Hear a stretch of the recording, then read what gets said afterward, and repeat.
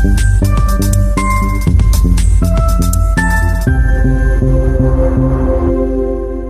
morning everyone. Welcome to Srivasa's Institute of Nursing. I am Kusumi, a fundamental of nursing faculty. Last class में हमने bytes के बारे में पढ़ा था, ह्यूमन बाइट के बारे में पढ़ा, डॉग बाइट के बारे में पढ़ा। आज की क्लास में हम क्या पढ़ेंगे? एफेक्सिया पढ़ेंगे।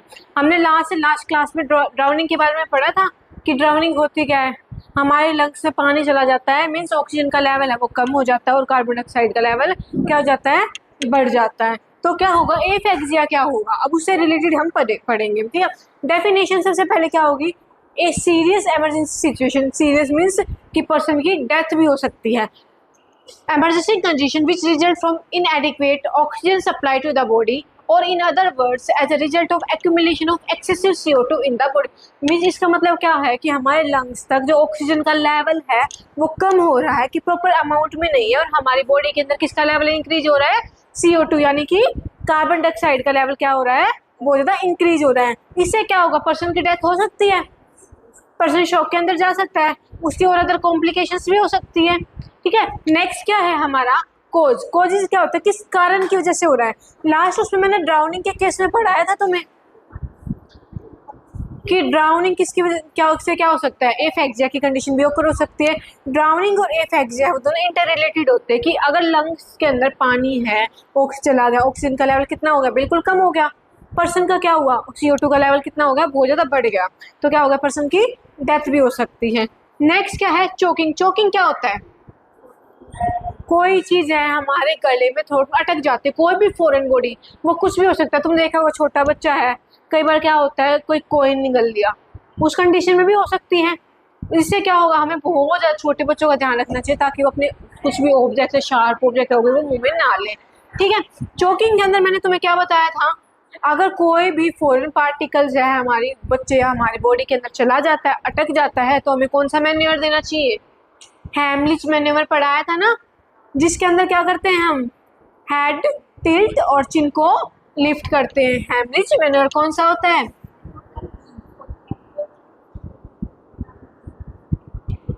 हेड टिल्ट, इसमें दो चीजों का रोल होता है, हेड का और चिन का। जिससे क्या होगा, अगर एक बात हो, हमने चिन को लिफ्ट कर दिया, हेड को और ज़्यादा टिल्ट कर दिया, तो क्या होगा, हमें जो भी हमारे माउथ के अंदर फॉरेन बॉडी पार्टिकल्स गए हमें अच्छे से विजुलाइज हो जाएगा। ठीक है, नेक्स्ट क्या होता है, कोलैप्स लंग, के हमारे लंग्स है वो कोलैप्स हो गया। अब कोलैप्स कैसे हो सकते हैं, कहते हैं सिक्योर जाते हैं। अब एक बात है, लंग्स के अंदर क्या होता है, तुमने देखा स्मोकिंग के केस में बहुत ज़्यादा देखने को मिलता है, या फिर लंग्स के अंदर बहुत ज़्यादा पानी भर गया, तो क्या होगा, लंग्स अपने आप में कोलैप्स होने लग जाएंगे, सिकुड़ने लग जाएंगे। नेक्स्ट क्या होता है, गैस पॉइजनिंग। गैस पॉइजनिंग की वजह से क्या हो सकता है, डेथ भी हो सकती है पर्सन की। गैस पॉइजनिंग का मतलब क्या होता है, कौन सी गैस, तुमने सुना है साइनाइड, मिथाइल, ये केस बहुत ज़्यादा देखने को मिल रहा है आजकल, कि क्या होता है, पर्सन इस चीज़ के एक्सपोजर में आते हैं, उनको प्रॉब्लम होती है ब्रीथिंग में, उनकी डेथ भी हो सकती है। वो अभी तक कुछ केसेस आए हैं, उन पर्सन कोई 1% चांस है कि पेशेंट बच रहे हैं। ठीक है, नेक्स्ट क्या, इलेक्ट्रिकल एक्सीडेंट और इंजरी। इलेक्ट्रिकल एक्सीडेंट और इंजरी के अंदर भी हो सकता है। कैसे हो सकता है,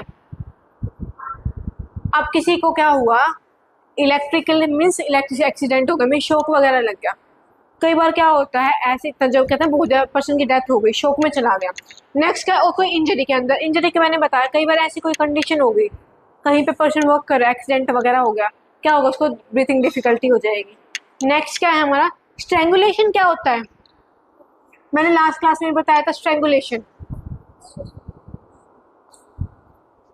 जो सुसाइडल अटेम्प्ट करते हैं, हमेशा याद रखना कौन सा वर्ड यूज करोगे, स्ट्रेंगुलेशन। स्ट्रेंगुलेशन का मतलब जो सुसाइडल अटेम्प्ट करते हैं। कैसे, मान लो उन्होंने वो अटेम्प्ट कर रहे हैं, तो उनकी डेथ तभी तो होगी ना कि हमारे उनके लंग्स तक, उनके और जो बॉडी पर ऑक्सीजन अच्छे से सप्लाई नहीं हो पाएगी, ब्लड का फ्लो कम हो जाएगा, तो उसके अंदर क्या होगा, हमारी डेथ हो जाएगी। नेक्स्ट क्या, सफोकेशन और स्मोकिंग। अब सफोकेशन कैसे हो सकती है, आजकल तुमने देखा एयर पोल्यूशन कितना फैल रहा है, लोग कितने ज़्यादा स्मोकिंग कर रहे हैं। तुम एक प्रॉपर एनवायरनमेंट में अगर तुम नहीं अब बताओ, एयर पोल्यूशन इतना है, एक टाइम पे क्या होगा, CO2 का लेवल बढ़ जाएगा और O2 का लेवल क्या हो जाएगा, बहुत ज़्यादा कम हो जाएगा, तो क्या होगा, पर्सन की डेथ भी हो सकती है।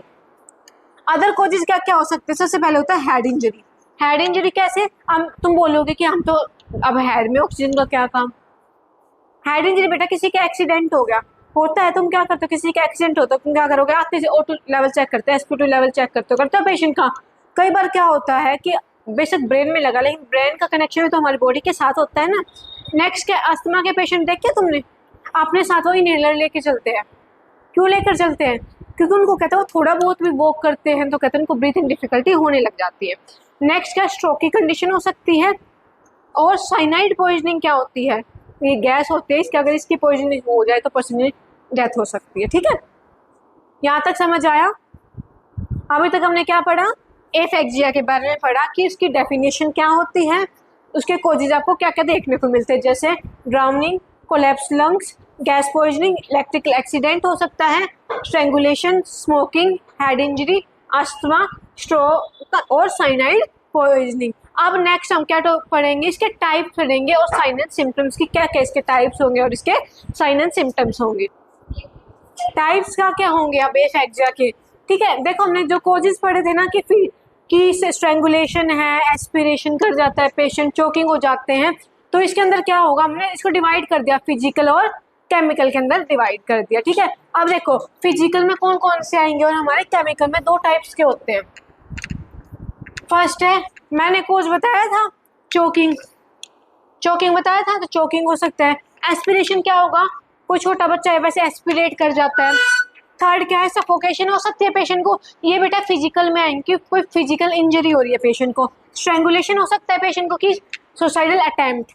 नेक्स्ट क्या, ड्रग ओवरडोज की वजह से भी हो सकता है, कुछ पर्सन देख के अल्कोहल बहुत ज़्यादा कंज्यूम कर देते हैं, या फिर कोई ड्रग्स है, ओपियोइड्स है, कैफीन्स वगैरह ज़्यादा ले लेते हैं, उनकी वजह से हो सकता है। नेक्स्ट है बर्थ एक्सपेजिया, क्या होता है, एक न्यू टर्म आई है हमारी। तुमने देखा है कई बार बच्चे को बोल देते हैं, बच्चे को बहुत सांस लेने की दिक्कत हो रही है, स्टार्टिंग से उसको ऑक्सीजन लगा के रखते हैं, वो क्या होता है बेटा, बर्थ एक्सपेजिया। कई बार क्या होता है, जब मदर का और जो बच्चे जो फेवरेबल एनवायरनमेंट होता है ना, बच्चा मैनेज नहीं कर पाता, तो देखा वोम में होता है, उसका टेम्परेचर अलग होता है, बाहर निकलने के बाद वो अलग होगा, तो उसकी वजह से क्या कंडीशन ओकर हो सकती है, बर्थ एक्सपेजिया। अब नेक्स्ट क्या हमारा, केमिकल याद रखो, केमिकल का मतलब कोई केमिकल्स, ड्रग्स वगैरह। ठीक, देखो कार्बन मोनोऑक्साइड है जैसे गैस, इसकी वजह से पॉइजनिंग हो सकती है। नेक्स्ट क्या, साइनाइड की पॉइजनिंग हो सकती है हमारे अंदर। उसके बाद हाइड्रोजन सल्फाइड, ये जो गैस इतनी ज़्यादा हार्मफुल होती है, अगर हम इसको स्मॉल अमाउंट में भी स्मेल कर लेंगे ना, तो पर्सन है कि ब्रेन में भी असर हो सकता है, कि पैरालाइज भी हो सकता है, और अदर ब्लीडिंग, हेमरेज की कंडीशन भी ऑकर हो सकती है। साइन एंड सिम्टम्स क्या क्या होंगे, अभी तक हमने क्या पढ़ा, डेफिनेशन पढ़ी कि एफेक्सिया होता क्या है, उसके कोजेस क्या क्या हो सकते हैं, टाइप्स पढ़ लिया। अब क्या पढ़ रहे हैं हम, साइन एंड सिम्टम। तो सबसे पहले क्या देखते हैं, डिफिकल्टी इन ब्रीथिंग। अब मैंने यही बताया कि एफेक्सिया है, ऑक्सीजन का लेवल कम हो गया और CO2 का बढ़ गया, तो क्या देखने को मिलेगा तुम्हें, डिफिकल्टी इन ब्रीथिंग। ये नहीं है सिर्फ एफेक्सिया का सिम्टम्स ही होगा, कहीं भी आपको ये मिले कि अगर ऑक्सीजन की कमी हो गई और कार्बन डाइऑक्साइड ज़्यादा होगी तो क्या देखने को मिलेगा, डिफिकल्टी इन ब्रीथिंग। नेक्स्ट क्या होगा, साइनोसिस। साइनोसिस क्या होता है पहले बताओ, ब्लूइश डिस्कलरेशन होता है, किस चीज़ का होगा, हमारे फेस का, फिंगर्स का, लिप्स का, टोज का और हमारे नेल्स का क्या होगा, ब्लूइश डिस्कलरेशन हो जाएगा। नेक्स्ट क्या होता है, हमारी जो नेक वेन, अब डिस्टेंडेड नेक वेन, जो हमारी नेक वेन्स होती है वो डिस्टेंड हो जाएगी। डिसोरिएंटेशन क्या होता है, मतलब पेशेंट को कंफ्यूजन रहेगी। एक तो हम पेशेंट से पूछ रहे हैं आपका नाम क्या है, वो सोच रहा है, हम उससे पूछ रहे टाइम, वो बता नहीं पा रहा, वो क्या है हमारा डिसओरिएंटेशन। अनकॉन्शियस हो जाएगा पेशेंट। नेक्स्ट कन्वर्जेंस, कुछ कंडीशन में क्या होता है, अगर पर्सन की कंडीशन बहुत ज़्यादा सीवियर होगी, क्या आने लग जाएंगे, हमें कन्वर्जेंस आने लग जाएंगे, शैलो ब्रीथिंग होने लग जाएगी, रैपिड पल्स होगी, बहुत तेज तेज या आराम आराम से पल्स जाएगी। गैस्पिंग क्या होता है, गैस्पिंग तुमने पढ़ा है, रेस्पिरेटरी सिस्टम, तो बताओ क्या होता है, गैस्पिंग होता है बेटा सिजेशन ऑफ रेस्पिरेशन। क्या होता है, ऑफ रेस्पिरेशन। अब देखो ये था हमारे साइन एंड सिम्टम्स के, अगर पेशेंट के अंदर एफेक्सिया हो गया, डिफिकल्टी हो गई, तो तुम्हें क्या क्या सिम्टम्स देखने को मिलेंगे। नेक्स्ट क्या, कॉम्प्लिकेशन। अब एफेक्सिया की कंडीशन ओकर होगी तो पर्सन को बाद में क्या क्या कॉम्प्लिकेशंस हो सकती है। तो सबसे पहले क्या, कोमा, पेशेंट है कोमा में भी जा सकता है। ठीक है, सेकेंड क्या है, ब्रेन डेथ। ब्रेन डेथ का मतलब क्या होता है, ये मत बोलना कि दिमाग मर जाता है, जो हमारा ब्रेन है वो काम करना बंद कर जाता है। नेक्स्ट क्या है, हमें डेथ, पर्सन की क्या हो सकती है, डेथ। मोस्ट कॉमन क्या होता है हमारा, डेथ हो जाती है। यहाँ तक समझ आया। अब हम पढ़ रहे थे एफेक्सिया। एफेक्सिया की अब क्या कॉम्प्लिकेशंस हमने पढ़ ली कि कोमा में चला गया पर्सन की डेथ हो सकती है या फिर ब्रेन डेथ हो सकती है। तो अब उस चीज़ को मैनेज कैसे करेंगे? सबसे पहले मान लो पेशेंट को सफोकेशन हो रही है, तो तुम मैनेज कैसे करोगे? उसको कैसे एनवायरनमेंट में लेके जाओगे? ओपन एनवायरनमेंट में लेके जाओगे। सेकंड, उसकी विंडोज वगैरह ओपन करोगे, मान लो रूम बिल्कुल बंद किया हो उसमें, ठीक है। सेकंड क्या? स्ट्रैंगुलेशन। स्ट्रैंगुलेशन का मीनिंग क्या बताया था मैंने? सुसाइडल अटेम्प्ट कर रहा है। तो अगर कोई सुसाइडल अटेम्प्ट कर रहा है तुमने देख ली, तो क्या करोगे? उसको जो हैंग कर रहा था उसको निकाल के उसको फ्रेश एनवायरनमेंट में तुम लेके जाओगे। ये था नॉर्मल मैनेजमेंट। चोकिंग के अंदर क्या करोगे? कौन सा मैनोवर दोगे? Helm, winch and manual. आया समझ में? हम नॉर्मल देखो, मान लो तुम्हें कोई पेशेंट दिख रहा है ऐसा, ये कंडीशन ओकर हो रही है, तो क्या करोगे? सबसे पहले देखोगे पॉसिबल जो उसका कोज है उसको रिमूव करने की कोशिश करोगे। हड़बड़ी मत मचाना।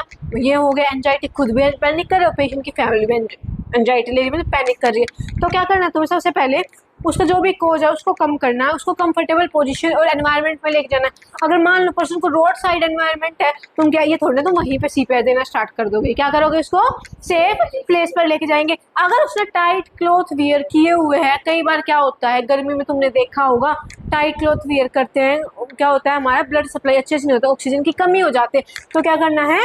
लूज फिटेड क्लॉथ चेंज करवाने हैं, बेल्ट या फिर कोई कहते ना हैंगिंग वाली चीज़ें वो रिमूव करवानी है। आया समझ में यहाँ तक? उसके बाद हम क्या करेंगे? पेशेंट को चेक करेंगे। क्या चेक करेंगे? A B C pattern. कौन सा? ए बी सी पैटर्न। ए से एयरवे, बी से ब्रीथिंग और सी से सर्कुलेशन चेक करेंगे। अगर तुम ये बोल रहे हो कि सीपीआर देना है, उसके अंदर सी से कॉम्प्रेशन याद रखो, लेकिन अगर क्या है तुम सर्कुलेशन चेक कर रहे हो। अब देखो पल्स चेक करनी है, कैसे करोगे? कैरोटिड पल्स चेक करोगे। सेकंड क्या? एयरवे देखोगे कोई फॉरेन बॉडी तो नहीं है, उसकी ब्रीथिंग कैसे चल रही है, ठीक है, सर्कुलेशन कैसा हो रहा है। अगर उसके बाद चेक करने के बाद पेशेंट है थोड़ा कॉन्शियस है, तो उसको क्या कर दोगे? हॉस्पिटल में लेके जाओगे, एम्बुलेंस को कॉल करके। लेकिन अगर पेशेंट की कंडीशन बहुत ज़्यादा सीवियर है, पेशेंट अनकॉन्शियस है, तो क्या कर सकते हो तुम? पेशेंट को सीपीआर देंगे। क्या देंगे? सीपीआर देंगे। सीपीआर क्या होता है?